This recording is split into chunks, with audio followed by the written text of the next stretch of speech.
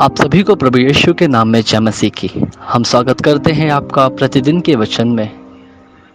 और आज का वचन जो हमारे लिए लिया गया है वो व्यवस्था विवरण की पुस्तक 11 अध्याय उसके 13 और 14 वचन से है, जहाँ पर इस प्रकार से लिखा हुआ है, और यदि तुम मेरी आज्ञाओं को जो आज मैं तुम्हें सुनाता हूँ ध्यान से सुनकर अपने संपूर्ण मन में और सारे प्राण के साथ अपने परमेश्वर यहोवा से प्रेम रखो और उसकी सेवा करो, तो मैं तुम्हारे देश में बरसात के आदि और अंत दोनों समयों की वर्षा को अपने अपने समय पर बरसाऊंगा, जिससे तू अपना अन्न, नया दाखमधु और टटका तेल संचय कर सकेगा। हालेलुया।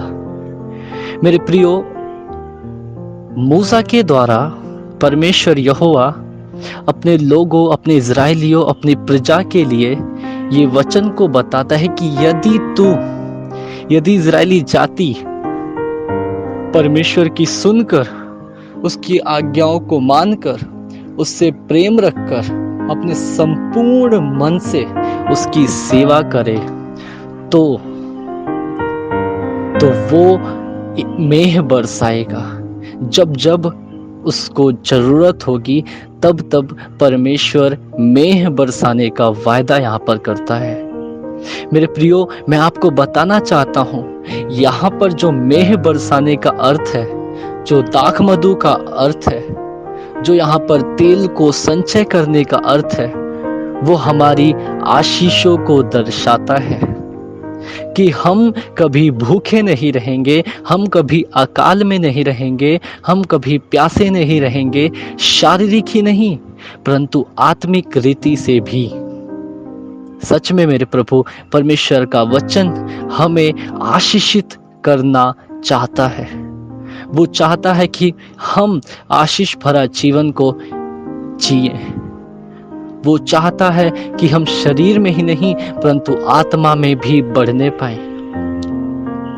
हाँ मेरे प्रियो, इसीलिए वो अपनी आशीषों से हमें तृप्त करना चाहता है।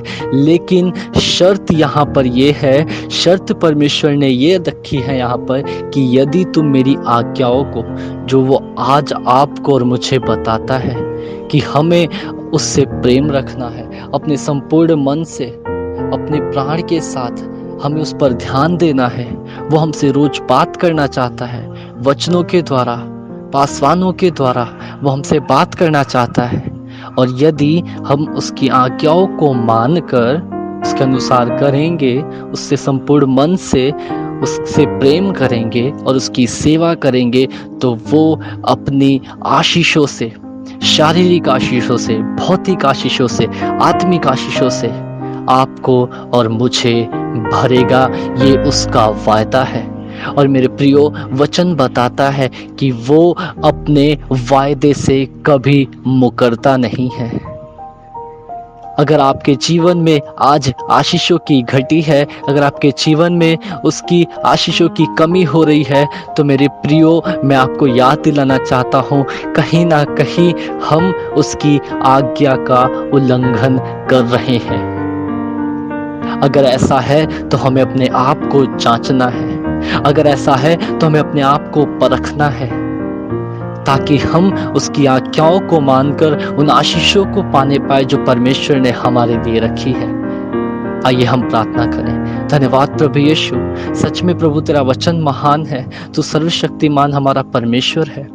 तूने हमें आशीषों से तृप्त किया है अब तक प्रभु, लेकिन तू चाहता है कि हम आगे भी प्रभु तेरी सामर्थ में, तेरी आशीषों में बढ़ने पाए। लेकिन कई बार हम तेरी आज्ञाओं का उल्लंघन करके, हम तेरी बातों को ना मानकर, हम अपना ध्यान कहीं और लगाकर उन आशीषों को रोक देते हैं। उन आशीषों को जो हमारे लिए है, उनके लिए हम रोड़े का कारण बनते हैं प्रभु।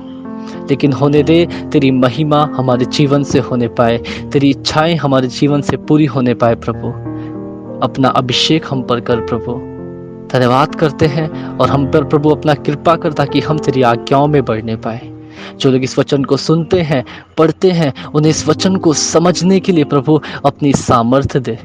धन्यवाद करते हैं प्रभु यीशु के नाम से हम मांगते हैं, आमीन। हालेलुया। आप सभी को प्रभु यीशु के नाम में जय मसीह की। आपका दिन शुभ हो।